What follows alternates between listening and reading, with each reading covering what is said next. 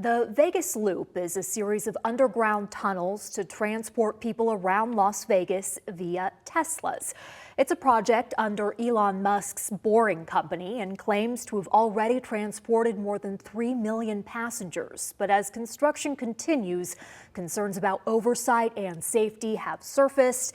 April Corbin-Gurnis of the Nevada Current has been covering these developments and joins us now. April, welcome back to Nevada Week. Thanks for having me. Let's start with safety.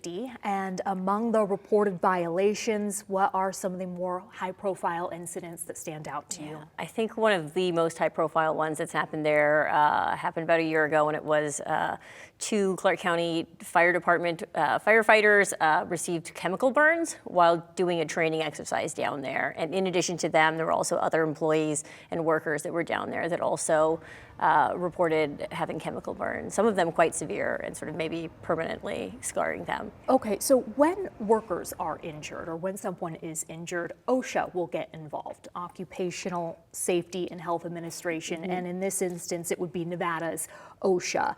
What has happened with OSHA recently in Nevada that has drawn national headlines in relation to this case? Yeah, so it's actually related to the firefighter incident where after that had happened, state investigators with OSHA went into the Vegas Loop to investigate and look at what was happening, and they gave a citation and assessed about $400,000 worth of fines, saying that the Boring Company had a willful violation, which is the highest level of severity in terms of what they did wrong. And then what happened after that is the Boring Company's CEO called someone in the governor's office, and then the governor's office facilitated at least 2 meetings, and then shortly thereafter, like within 24 hours, OSHA Nevada pulled back and took away the violations and said, we're not going to do those anymore. So they rescinded that, and that has been widely debated and some controversy for that. And that's where federal OSHA became involved. They started to look into it, and then they recently released their findings that said that the Nevada State OSHA was justified in rescinding and sort of pulling back those, that the legal justification for that willful violation status had not been met. So they sort of cleared them on that front. Wow. Okay. So to recap then, federal OSHA gets involved once they realize that Nevada OSHA had rescinded citations following meetings that had been set up between the Boring Company and the governor's office of Nevada and Nevada OSHA. Okay. But then says, you know what? They had every right to rescind those violations because of what? Oh, because the willful violation there's a legal standard that they follow, that they have to meet certain requirements, and it's something lawyers and stuff get very involved in.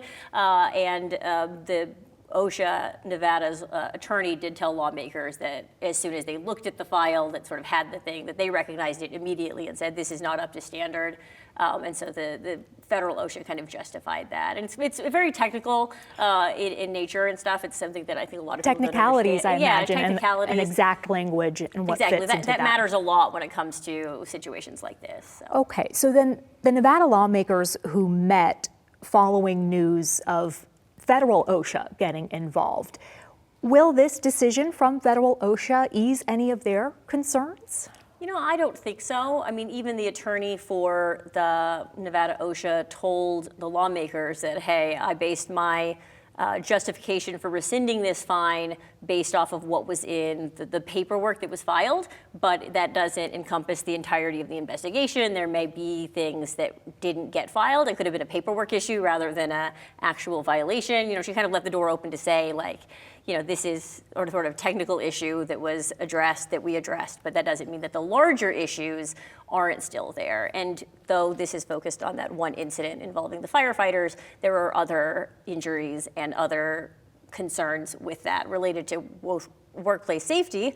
There was a crushing incident involving sort of an intern, I believe, who was sort of new to the industry. Obviously, very dangerous situation there when you're dealing with huge construction equipment, that's the boring tunnels and things, but also with environmental protection and stuff. So we're talking about a history that has hundreds of citations for environmental, and that's not hyperbole. That's, I think ProPublica had reported over a year ago that it was up like nearly 800 citations related to the environmental concerns. So it's an ongoing issue. What about the ability of the boring company to get a meeting with someone in the governor's office within a matter of days? Is that typical for companies who have OSHA violations against them? Are they able to have that access? You know, that's one of the questions that Assemblymember Howard Watts, who really led the charge in questioning some of the state administrators about this, he wanted to ask the governor that. The governor's office declined to go to that legislative hearing, so they did not answer those questions, but that was one of his questions was, do you extend this to everybody who has a potential OSHA violation, or is this reserved for that? And there's been a lot of reporting about how the boring company CEO, the person that he called in the governor's office, was not the governor himself, but it was a director at the time who had previously worked for Tesla, which is of course also connected to Elon Musk and those sort of companies. So there is some questions about, favoritism there for certain companies. So the governor did not show up. Did he say why? And has he responded to allegations from Democrats that he's giving favors to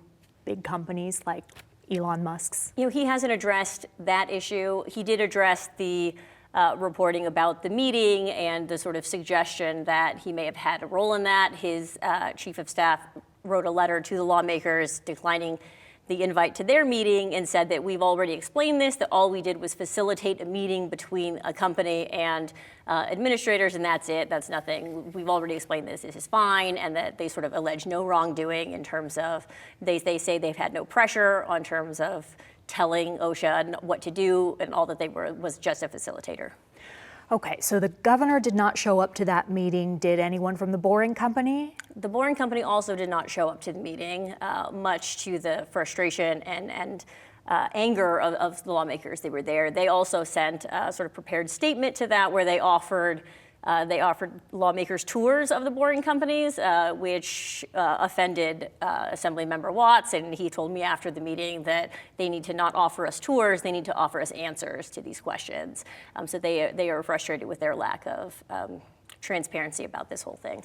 Okay, and then Senator Fabian Doñate said, quote, "To what extent are we sacrificing our workers and our communities at the expense of our taxpayers to subsidize or support a company without essential oversight?" That was at that meeting, and it made me think, what is he talking about with taxpayer money? There's no taxpayer money involved in this project. Yeah, there is too. It's not to the same level of something like Allegiant Stadium or the baseball stadium that's currently underway, but there is a relationship there. The current tunnels that exist, about 4 miles of them, are all under the convention center, which is of course operated by the Las Vegas Convention and Visitors Authority, and they do have a financial and sort of partnership with the boring company. And they've also, aside from having stations at the convention center, they have also been huge cheerleaders of this. I mean, you have directors of the LVCVA saying that this is a transformative project that's going to change the entire valley, and this is the future of Las Vegas. So they're very big champions of that, which I think is what Doñate is criticizing there. It's not just a financial relationship. It is also just how in bed do we want to be with this company when they have hundreds of outstanding violations and things like that going on. And the LVCVA was at this interim legislative meeting to defend, is that an accurate word, defend the boring company? Basically, they did. The director that appeared there said that, hey, we have talked to boring about this. LVCVA said we are going to take a more proactive approach to all of this, and that though we don't have any legal responsibility for that. They were very clear on that front. You know, this is a boring company's construction, but we are going to, because we care so much, are going to be involved in sort of doing our own oversight and working with that. So they've said they've tried to calm down the concerns and say that, hey, boring is on board. They know they need to improve upon their safety. We also want that, and we're all on the same page. So, lastly, Elon Musk owns the Boring Company and has said what about environmental violations in the past? There's a quote that's floating around. It's on YouTube. It's out there. Elon Musk has said that he's been very critical of environmental protection process. So I think the quote goes something like, we always have to ask for permission to do everything, and that system is faulty, and I don't think it should work like that. I think we should be able to do what we want, and if we mess something up, then we'll pay a fine, we'll fix it, but don't let me ask for permission first, which I think for lawmakers, that's very troubling because they don't want these violations and these safety concerns to be just the cost of doing business in Nevada. They want upfront transparency. They want to follow the law and then reduce any sort of incidents. April Corbin-Gurnis of Nevada Current, thank you for joining Nevada Week. Thank you.